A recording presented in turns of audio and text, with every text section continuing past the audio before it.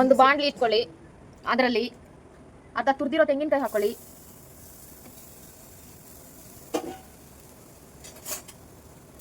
ಅದನ್ನ ಸ್ವಲ್ಪ ಚೆನ್ನಾಗಿ ಕಲರ್ ಬರೋ ತನಕ ಫ್ರೈ ಮಾಡ್ಕೊಳ್ಳಿ. ಕಲರ್ ನೋಡಿ, ಇಷ್ಟು ಕಲರ್ ಬರೋ ತನಕ ಫ್ರೈ ಮಾಡ್ಕೊಳ್ಳಿ.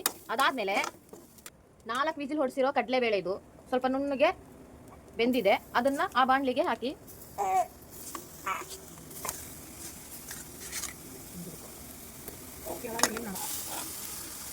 ಅದೆರಡೂ ಚೆನ್ನಾಗಿ ಮಿಕ್ಸ್ ಮಾಡ್ಕೊಳ್ಳಿ.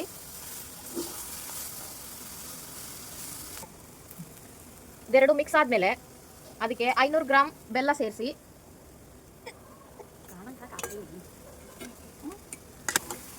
ಬೆಲ್ಲ ಕೂಡ ಅದ್ರ ಜೊತೆ ಚೆನ್ನಾಗಿ ಮಿಕ್ಸ್ ಮಾಡ್ಕೊಳ್ಳಿ. ಎಲ್ಲಾನು ಚೆನ್ನಾಗಿ ಮಿಕ್ಸ್ ಮಾಡಿ, ಕಡಲೆಬೇಳೆ, ಬೆಲ್ಲ, ತೆಂಗಿನ ತುರಿ ಎಲ್ಲಾನು ಚೆನ್ನಾಗಿ ಕ್ಲೀನಾಗಿ ಮಿಕ್ಸ್ ಆಗಲಿ. ಸ್ವಲ್ಪ ಆಯಿಲ್ ಬಿಟ್ಕೊಳ್ಳೋ ತನಕ ಚೆನ್ನಾಗಿ ಕ್ಲೀನ್ ಮಿಕ್ಸ್ ಮಾಡಿ. ಚೆನ್ನಾಗಿ ಮಿಕ್ಸ್ ಆದಮೇಲೆ ಸ್ವಲ್ಪ ಅದಕ್ಕೆ ಏಲಕ್ಕಿ ಪುಡಿ ಹಾಕಿ ಮತ್ತೆ ಸ್ವಲ್ಪ ಮಿಕ್ಸ್ ಮಾಡ್ಕೊಳ್ಳಿ. ಸ್ವಲ್ಪ ಗಟ್ಟಿಯಾಗೋ ತನಕ ಮಿಕ್ಸ್ ಮಾಡ್ಕೊಳ್ಳಿ. ಇಷ್ಟು ಗಟ್ಟಿಯಾಗೋ ತನಕ ಚೆನ್ನಾಗಿ ಬಾಡಿಸ್ಕೊಳ್ಳಿ. ಆಮೇಲೆ ಗ್ಯಾಸ್ ಆಫ್ ಮಾಡಿ. ನೋಡಿ, ಇಷ್ಟು ತಣ್ಣಗಾಗಿದೆ. ಇವಾಗ ಇದನ್ನ ಉಂಡೆ ಕಟ್ಟೋ ಥರ ತಣ್ಣಗಾಗಿದೆ. ಅದನ್ನು ನಿಮ್ಗೆ ಎಷ್ಟು ಯಾವ ಸೈಜಲ್ಲಿ ಬೇಕೋ ಆ ಸೈಜಲ್ಲಿ ಉಂಡೆ ಕಟ್ಕೊಳ್ಳಿ.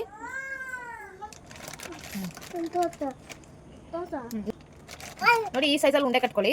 ಅದಾದಮೇಲೆ ನಾನು 2 ಅವರು ನಾರ್ಮಲ್ ಅಕ್ಕಿ ಮತ್ತು ಉದ್ದಿನಬೇಳೆ ನೆನೆಸಿಟ್ಟು ರುಬ್ಕೊಂಡು ಇಟ್ಟಿದ್ದೀನಿ. ಇದು ನೀವು ನೆನೆ ಹಾಕ್ಬೇಕಂತ ಏನಿಲ್ಲ, ಆವಾಗಲೇ ಮಾಡ್ಕೋಬೋದು. ಇದರಲ್ಲಿ ಒಂದು ಸೈಡ್, ಇನ್ನೊಂದು ಸೈಡಲ್ಲಿ ಗ್ಯಾಸ್ ಅಂಟಿಸಿ ಬಾಣಲಿಗೆ ಎಣ್ಣೆ ಹಾಕಿ ಬಿಸಿ ಮಾಡೋಕೆ ಇಟ್ಕೊಂಡಿದ್ದೀನಿ. ಹಾಗೆ ಇದೆಲ್ಲನೂ ಉಂಡೆ ಕಟ್ಕೊಳ್ಳಿ.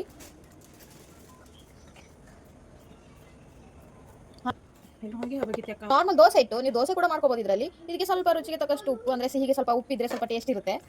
ಅದನ್ನು ಸ್ವಲ್ಪ ಮಿಕ್ಸ್ ಮಾಡ್ಕೊಳ್ಳಿ. ಹೀಗೆ ಇದಕ್ಕೆ ಸ್ವಲ್ಪ ಒಂದು ಚಿಟಿಕೆಯಷ್ಟು ಬೇಕಿಂಗ್ ಸೋಡಾ ಹಾಕೊಳ್ಳಿ ಮತ್ತು ಚೆನ್ನಾಗಿ ಮಿಕ್ಸ್ ಮಾಡ್ಕೊಳ್ಳಿ. ನೆನೆ ಹಾಕ್ಬೇಕಂತ ಏನಿಲ್ಲ, ಇದಕ್ಕೆ ನೀವು ಇನ್ಸ್ಟೆಂಟಾಗಿ ಯಾವಾಗ ಬೇಕಾದರೂ ಮಾಡ್ಬೋದು ಇದು. ನೋಡಿ, ಎಣ್ಣೆ ಬಿಸಿಯಾಗಿದೆ. ಇವಾಗ ನಾವು ಮಾಡಿಟ್ಕೊಂಡಿರೋ ಉಂಡೆನ ಈ ದೋಸೆ ಹಿಟ್ಟಲ್ಲಿ ಅದ್ದಿ ಚೆನ್ನಾಗಿ ಡಿಪ್ ಮಾಡಿ ಅದನ್ನು ಎಣ್ಣೆ ಒಳಗಡೆ ಬಿಟ್ಬಿಡಿ. ಲೋ ಫ್ಲೇಮಲ್ಲಿ ಇಡಿ ಸ್ವಲ್ಪ.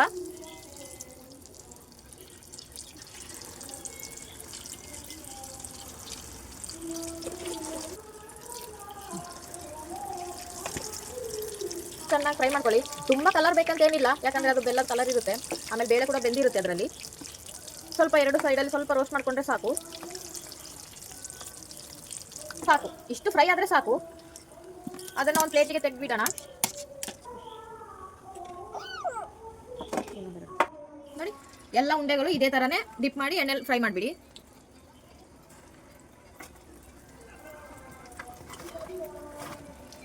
ನೋಡಿ, ಈ ಥರ ರೋಸ್ಟ್ ಮಾಡ್ಕೋಬೇಕು. ತಿನ್ಲಿಕ್ಕಂತೂ ಸೂಪರ್ ಆಗಿರುತ್ತೆ.